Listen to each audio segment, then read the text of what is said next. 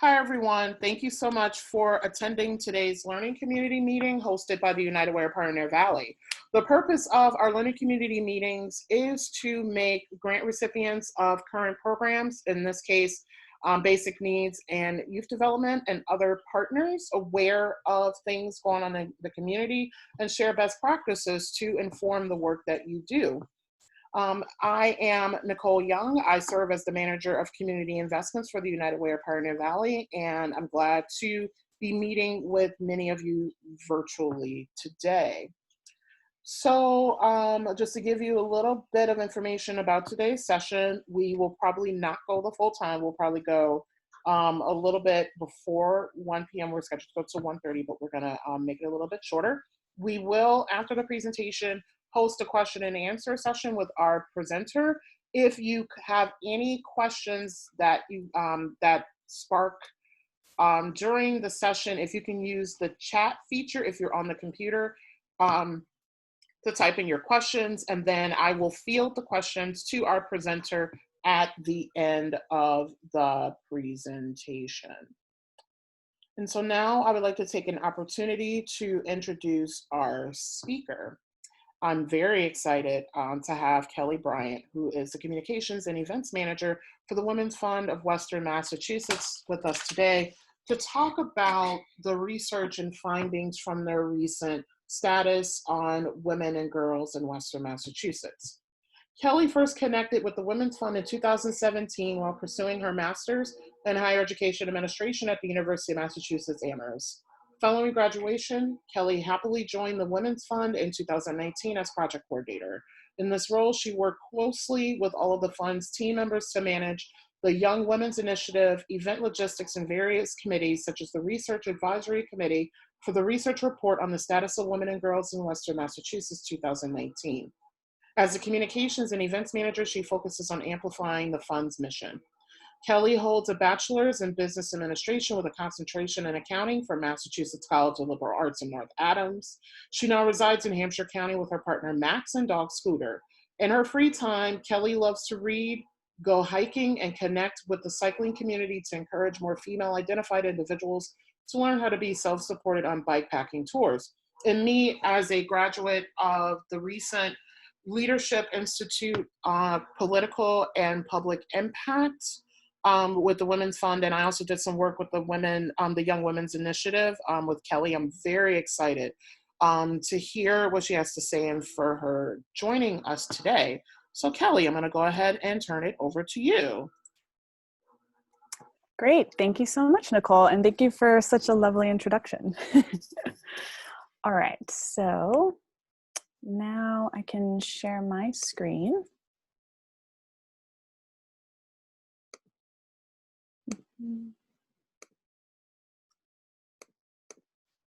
Sorry, everyone.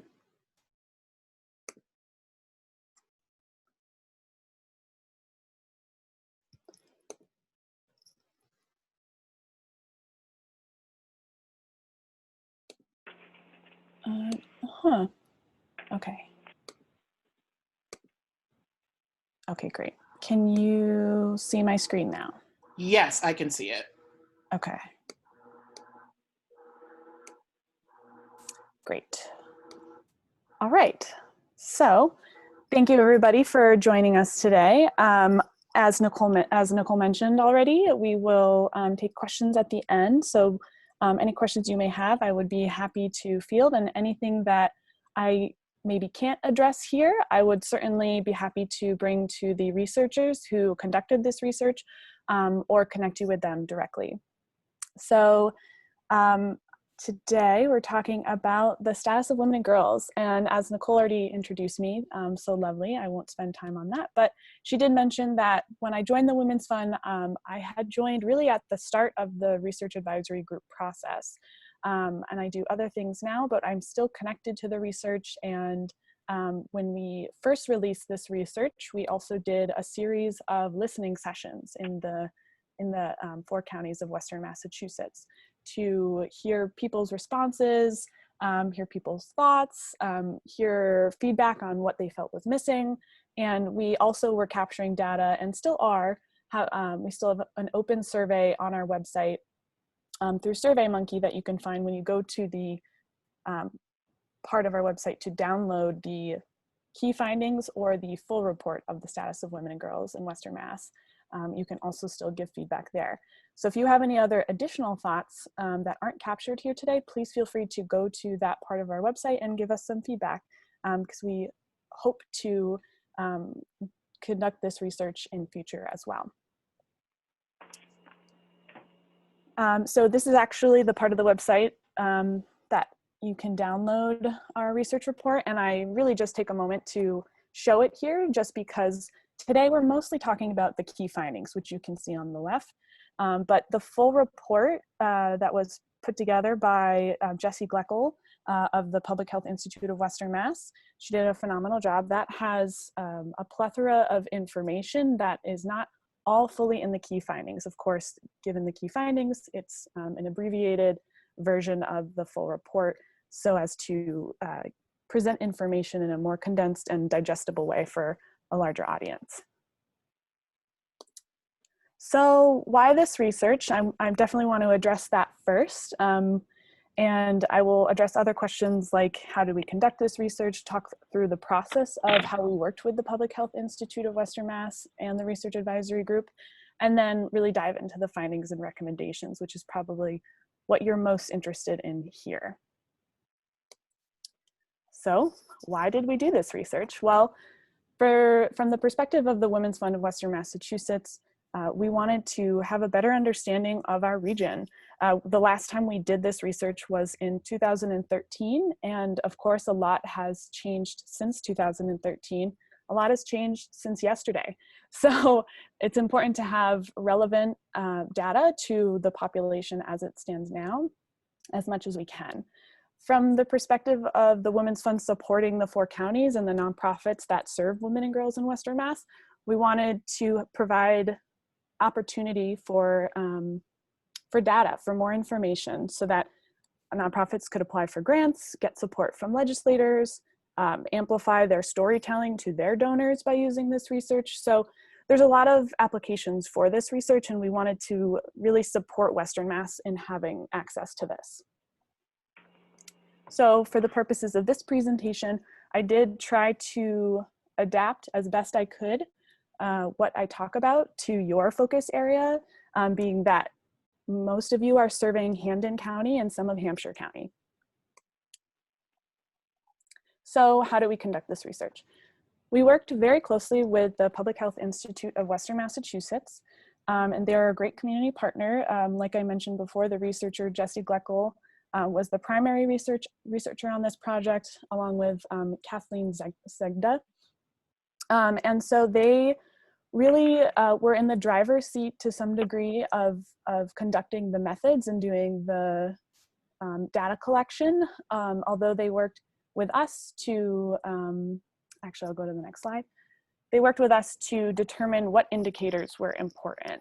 So how we collected this data, we started with the 2013 report and looked at the indicators that we had used there, and looking primarily at secondary data, which is data that was collected in past. So census data is a great example of that, and is really one of the primary sources that we use, or excuse me, I shouldn't use primary and secondary so loosely, is one of the main sources that we use for this research. That is secondary data. If they were to conduct live research right now, that would be primary data, but we're working mostly with secondary data in this research report. So based off of those indicators from the 2013 report, we really wanted to have more information, and as much as we could when possible, we wanted to have the information disaggregated by county and by race and gender when possible. Not all data was available to be disaggregated in that way. So in the full report and in the key findings in certain sections, it will denote that at the footnote what data was not possible to do that for various reasons. Another key point just to mention about the indicators is that when there was information that was not publicly available from the census or otherwise, that really helped us guide to understand who we would need to recruit for our research advisory group. who was experts in the fields in which we were missing data. So that way we could, they could help aid the process in collecting data, being that they were really the experts in those areas. So this was the Public Health Institute of Western Mass's timeline that they had proposed to us. And I really show this not to go through the details of it, but to understand that the research advisory group, they were really connected to this research the whole way through. And even though the researchers were collecting the data, they were constantly emailing, constantly trying to engage the community that's closest to the work in the methods of putting together this research report as much as possible. So what does it all mean? So I just wanted to take a moment here just to say that when I talk about the key findings and I talk about statistics or say something like, this is interesting and I want to share this with you, some of the data, you know, we have to recognize that it is humanized. And for many of you doing direct service work, I'm sure that when you're, you know, in your day-to-day or providing the services that you do, you recognize the human side of this. But just please note that when I'm talking about statistics, I don't mean to be cold in talking about numbers, because of course these are real people with real impacts. So first and foremost, just looking at the diversity of Western Massachusetts, Western Massachusetts is largely white. Almost 3/4 of the population is white, with the next largest population being Latinx. So looking at that more specifically, this is broken out a little bit more. So it's broken out by county. We have the total population at the top with the median, ages under 18, and really again, the percentage breakdown of the race and ethnicity of the population in each county specifically. So for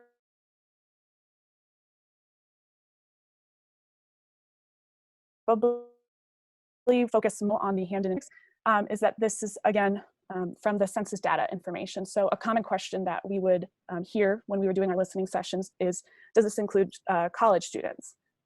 And it does.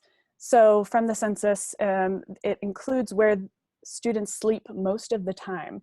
Unless it's a boarding school below the college level, they are counted at the parent guardian residence if they're below the age of college level. So the normal, quote unquote, normal college age level. So this does include, especially in Hampshire County and in Hamden County, many of our institutions, it does include that college age population. So interesting to note here that in the full report, it cites that 8% of women and girls in Western Mass were born outside of the US. The thing to know about that statistic as well is that, and because this is all census data information, this estimate does not take into consideration any immigrants or refugees who are living in Western Mass and were undocumented at the time of this census. So that certainly is something to consider when looking at this information, knowing that there is a population that is just not captured or studied or taken into consideration.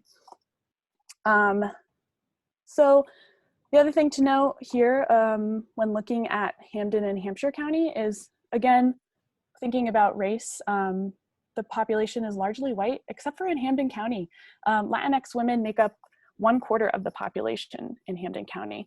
Of course, if you are from Western Mass, you may already think to the large Puerto Rican population in Holyoke or in Springfield.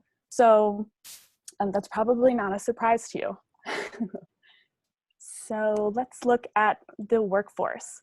So again, I just want to take a moment to say who is included in this information. So according to the US Census, the glossary of terms for the labor force includes all people classified in the civilian labor force plus members of the US Armed Forces. The civilian labor force consists of people classified as employed or unemployed. So the thing to note here is that individuals, male or female, who are unable to work and or choose not to seek employment, an example may be someone who would stay home to care for children are not considered part of the labor force. So I just wanted to make a note of that because the two columns here are the percentage of people who are participating in the labor force, and then the other column is unemployed. So this does not really include maybe stay-at-home mothers among other populations. So a couple of things to consider when looking at the Hampden and Hampshire County section of this. Looking at this from the county-wide perspective in participation in the labor force, which is on the, on the top row, where the bright orange Hampden County line is, that is, county-wide data. So looking at that, females in Berkshire County actually have the highest participation in the labor force, with females in Hampden County being the lowest participating in the labor force. Looking at city-specific data, and then more specifically Hampden, Hampshire, females in East Hampton have the highest participation in labor force, with females in Springfield having the lowest. Although when you look at it from Western Mass broadly, Orange actually has the lowest participation for females in the labor force. Thinking about those who are unemployed, again, back to thinking about county-wide data, females in Hampden County have the highest rate of unemployment, with females in Hampshire County having the lowest rate of unemployed females. City-specific, females in Springfield have the highest rate of unemployment, with Holyoke being next, and then females in Westfield having the lowest rate of unemployed females. So something to consider here, population density may be a factor in these numbers. There's a number of factors that could contribute to this, but of course, we're also just looking at specific cities. That was one of the considerations at the very beginning of this research project, was we wanted to show based on county and by cities, but we couldn't include every city in Western Mass. So we made sure to really take a deeper look at Hampden County, and then chose a select from the other counties as well. So looking at the gender wage gap, since we're talking about workforce, it was really, really very important for us to see this information disaggregated by race and ethnicity and gender, if possible, and it was possible. So what we're seeing statewide, which is not on this chart, is that in Massachusetts, women on average earn 82% of men's earnings. So that would mean that they're earning 82 cents to a white man's dollar. I just clicked off of the church meeting to see what they're doing here. Sorry. Hi, I'm whomever just came in, I'm actually going to mute you because we're recording the session. So thank you, Nicole. Statewide, we're seeing 82% of men's earnings for females on average. Now looking at this disaggregated by county and by race, you can see that in Berkshire and Franklin County, it is Asian women who have the strongest dollar amount to a white man's dollar. And again, I should have pointed out that this is to a white male's dollar, and not just men generally. So just consider that if you are ever to create an infographic or something based off of this information. So yes, looking at Berkshire and Franklin County, Asian women being the highest, and that's something that we also see nationally. I actually went over to the American Association of University Women, their website, because they have a lot of information on the gender wage gap as well. And so seeing that is consistent with national. But interestingly, in Hampden and Hampshire County, Asian women are actually making less than white women, which is not consistent with what we see nationally and what we see even statewide. I mean, in considering demographics from earlier, there are fewer Asian women living in Berkshire and Franklin County, but I'm not really sure how that contributes to the wages that they are earning in those counties versus in Hampden and Hampshire County. The other thing that is something really of note here is that Latinx women are the ones who are faring the worst in all of Western Mass. So unfortunately, that is consistent with national rates and statewide rates as well. Latinx women, the money that they're bringing home is weaker compared to women of other races. And that's especially significant given that Latinx women make up 1/4 of women in Hampden County. So that could mean that in Hampden County, their purchasing power or funds for families is definitely lower than women of other races. So it would be really interesting to see more information on that as well, given that there's such a varying degree of money being brought home by women of other races in Western Massachusetts. So thinking about purchasing power and economic security, I wanted to take a minute to talk about poverty. On the key findings, you'll actually see this sort of mocked up in a different way. I sort of chopped it up a little bit so you could see the key points. But all the way to the right is the statewide data. It's the statewide rate of women and men living in poverty. And then of course we have to the left of that, Franklin, Berkshire, Hampshire, and Hampden broken out by just gender. In both Hampden and Hampshire County, we have a higher percent of the population living in poverty than we do statewide, whether it be, again, talking about gender binary, but whether it be male or female, we have higher rates of people living in poverty than statewide, which is pretty significant. With something that the full report, and I believe the key findings also notes, is that with poverty rates of up to 41.7%, so almost half among Latinx women and girls in Hampden County, and up to 54% among Black women and girls in Franklin County, so over half of Black women and girls in Franklin County. These are among the highest rates of poverty experienced in Western Mass. So thinking about the gender wage gap that we're seeing among Latinx women in Hampden County and the rates of poverty among Latinx women in Hampden County and of Black women and girls in Franklin County, we're really seeing a stark contrast of how race is really impacting or influencing the ways in which women feel economically secure in Western Massachusetts. So I did incorporate a little bit about mental health and also about STIs.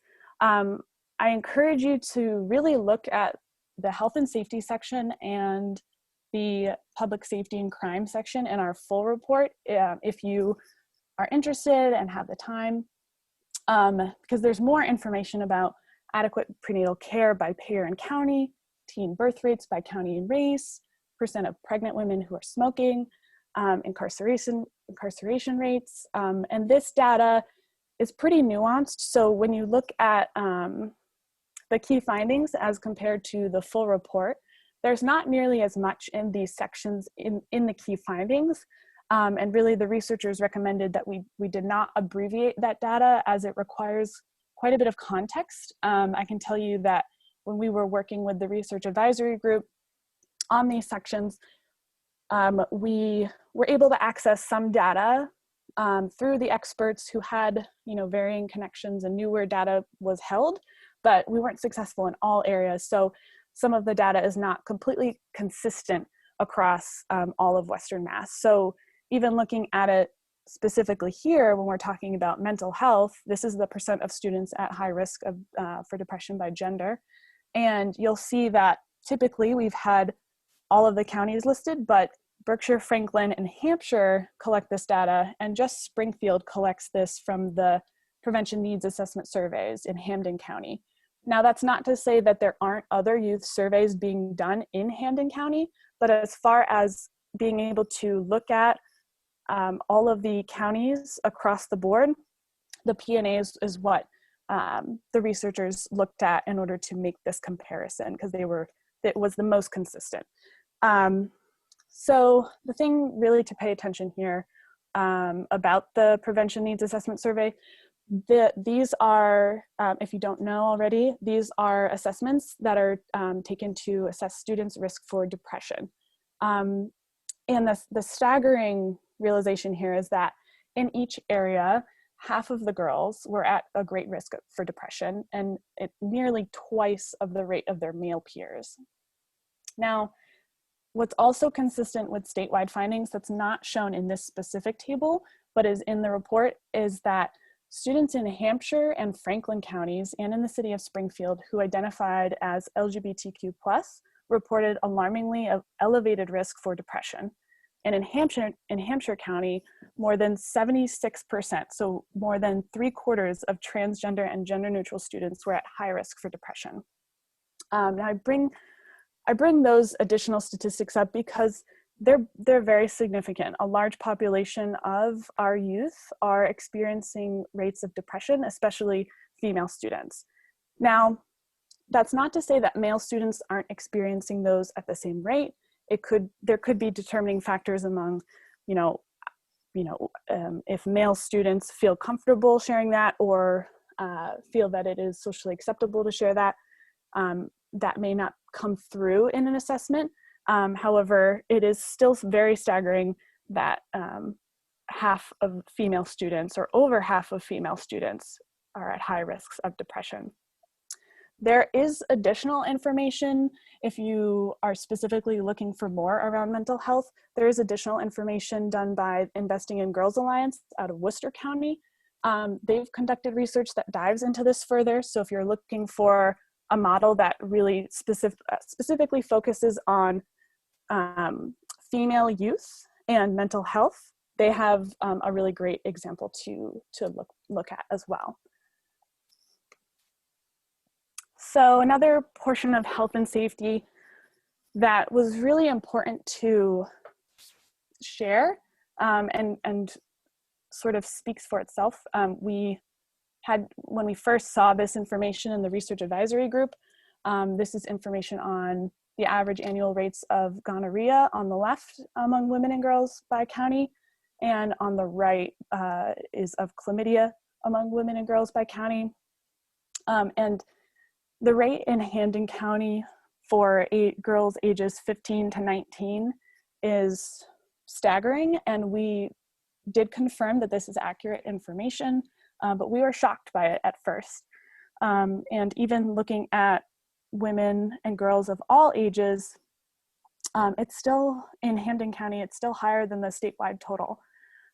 So this is something definitely to consider and explore further among what's happening, either socially or what's happening educationally, and otherwise. More information would be really important to know here of what's going on. So now thinking about what we learned from the information that we collected and recommendations that we have, we really recommend, if possible, when possible, to be inclusive about gender in data collection. Most surveys, most data when it's collected is collected as a binary. And in the reality that we live in now, we know that gender is a spectrum. It's not a binary.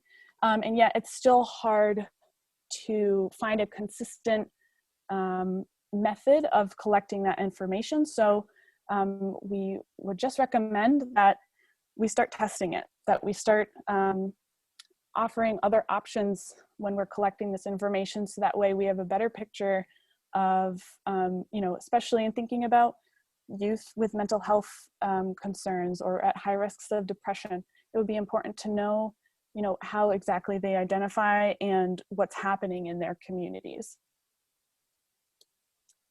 Another recommendation that we strongly considered was data on women in leadership positions. So I didn't focus on that in this specific presentation as I do in other presentations, but that this was an area in which we had a little bit of trouble actually finding data that was collected.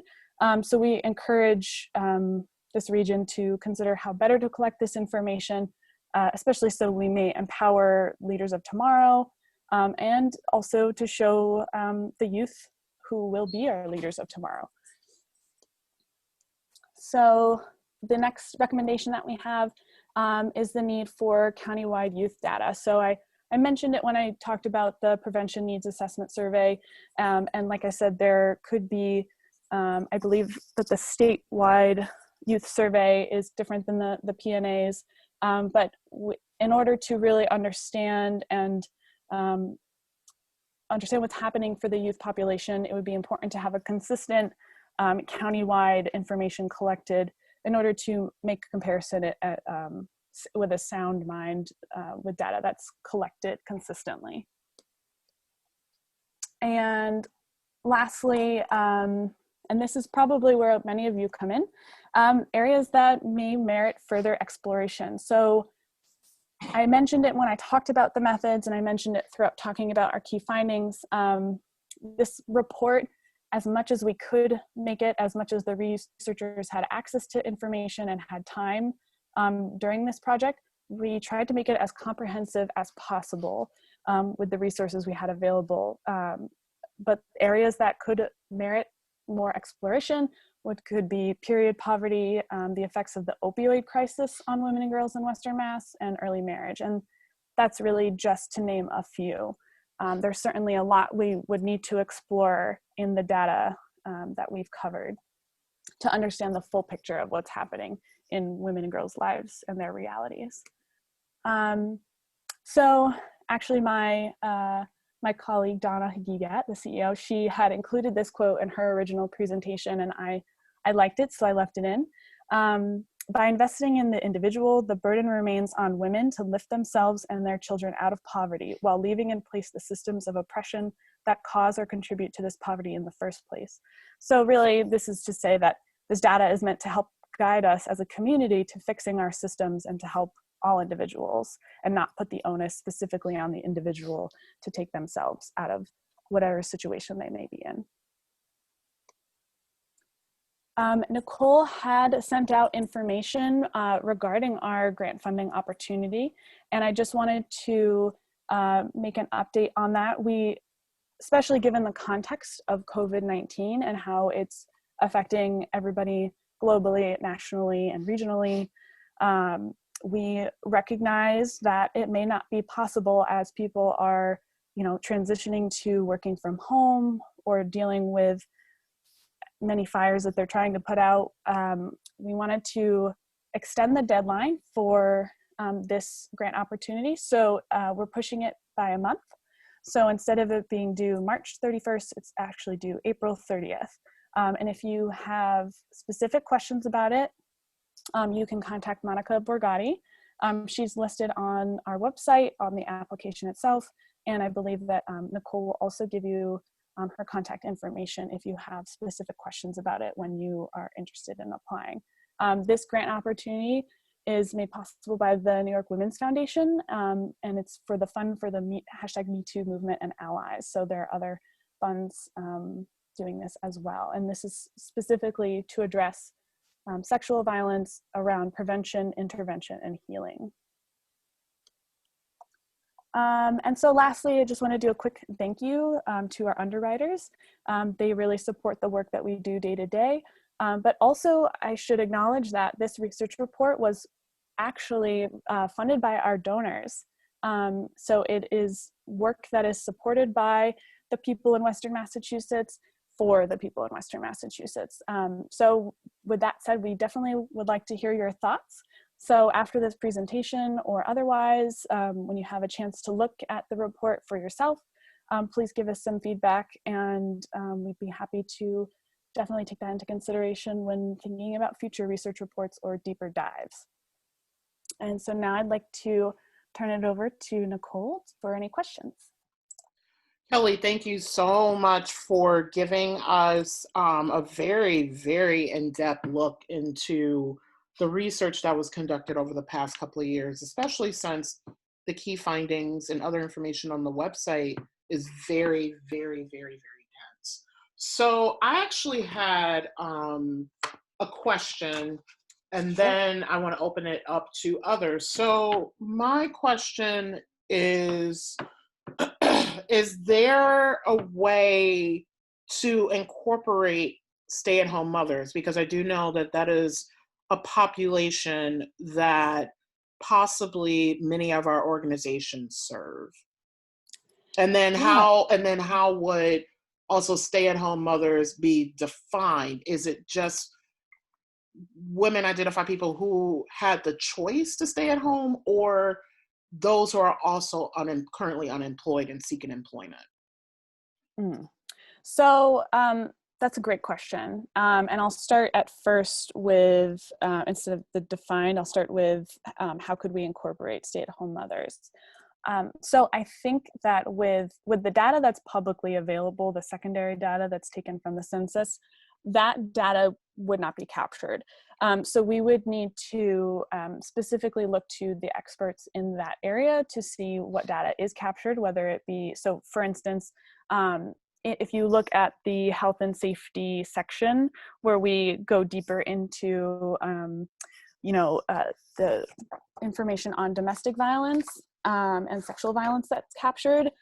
Specifically, like in Berkshire County, we really relied on the Elizabeth Freeman Center and their data. So it may come to something like that where we work with a specific community partner. I'm going to definitely consider this question and bring it forward to the researchers who might know the data samples much better, because that is an important consideration. And I think that as far as how to define them, it's important to remember that if a single mother or mother otherwise who is at home is unemployed, then she is seeking employment. The number that wouldn't be captured in this workforce data is the women who choose to stay at home. They're not seeking employment. So as far as disaggregating the data, that is also a question for the researchers. I am not sure if the information is has the ability to be disaggregated. If you ever have gone to the census data website, the data sets that you get are even more overwhelming than what's in our full report. So it really does require someone who understands those data sets to disaggregate them accurately.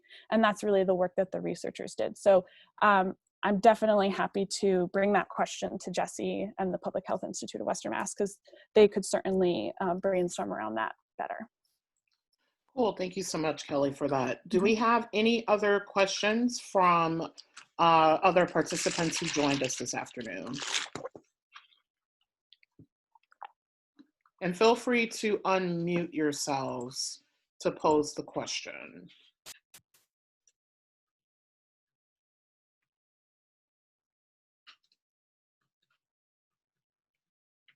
Okay, so I'm going to pose one more question before we wrap up. And I'm guessing people may have more questions once they've revisited some of this information, because it is extremely dense. Sure.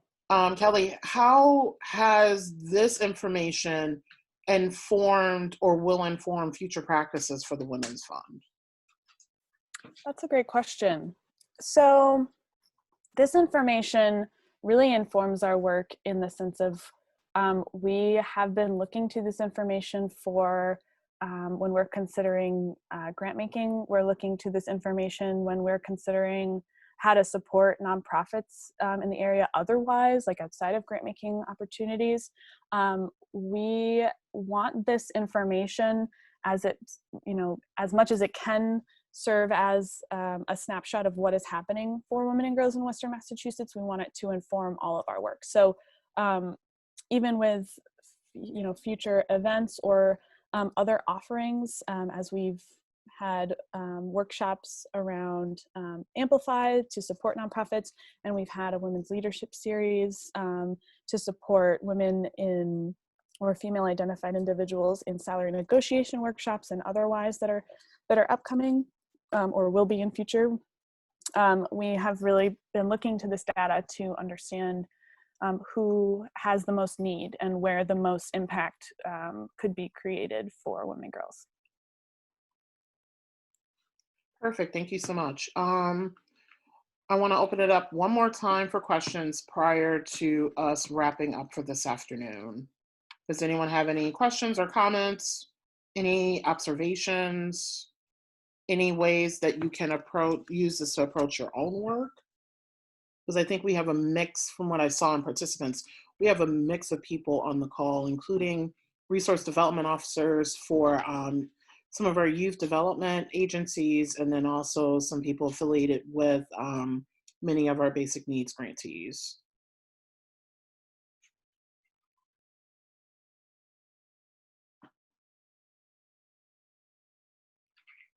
Okay, perfect. So what I will do is I will culminate all this information, do a couple of edits on this before I email it to people so that you can share it with people in your office and also review it one more time. And if you have any further questions, you can definitely email them to me and I'll be more than happy to send them over to Kelley. And also when I send the email with this recording, I'll also send information on the request for proposal that Kelley mentioned as well, along with Monica's contact information.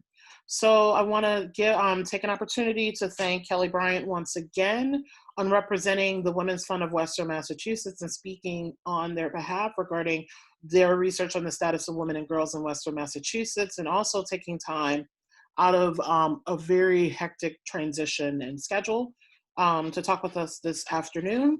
Also want to thank all of the participants for taking times out of your busy schedules. Many of you are still fully operating right now to join us this afternoon for this meeting. If you have any questions for me regarding anything United Way or Pioneer Valley related, feel free to email me. I am working remotely. Also, if you do have any questions, feel free to call me because I'm checking my voicemail periodically throughout the day or so. So thank you so much. Have a great day, and I will be in touch with everyone soon. Thank